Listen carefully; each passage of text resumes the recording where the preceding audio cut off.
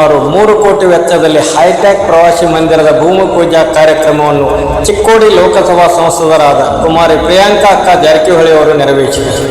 ಈ ಸಂದರ್ಭದಲ್ಲಿ ಶ್ರೀ ರಾಹುಲಣ್ಣ ಜಾರಕಿಹೊಳಿ ಅವರು, ಸಚಿವರ ಆಪ್ತ ಸಹಾಯಕರಾದ ಶ್ರೀ ಪ್ರಕಾಶಣ್ಣ ಬಸಾಪುರೆ, ಯಮಕನಮರಡಿ ಬ್ಲಾಕ್ ಕಾಂಗ್ರೆಸ್ ಅಧ್ಯಕ್ಷರಾದ ಶ್ರೀ ಮಾಂತೇಶಣ್ಣ ಮಗ್ದುಮ್ ಹಾಗೂ ಗೋಟೂರು ಗ್ರಾಮ ಪಂಚಾಯತಿ ಅಧ್ಯಕ್ಷರು, ಉಪಾಧ್ಯಕ್ಷರು, ಸರ್ವ ಸದಸ್ಯರು, ಊರಿನ ಮುಖಂಡರು, ಗೋಟೂರು ಗ್ರಾಮದ ಸಾರ್ವಜನಿಕರು, ವಿವಿಧ ಇಲಾಖೆ ಅಧಿಕಾರಿಗಳು, ಮಹಿಳಾ ಸ್ವಸಹಾಯ ಸಂಘದ ಸದಸ್ಯರು, ಗ್ರಾಮ ಪಂಚಾಯತಿ ಸಿಬ್ಬಂದಿಗಳು ಹಾಜರಿದ್ದರು. ವರದಿ ವಿನಾಯಕ್ ಚೌ.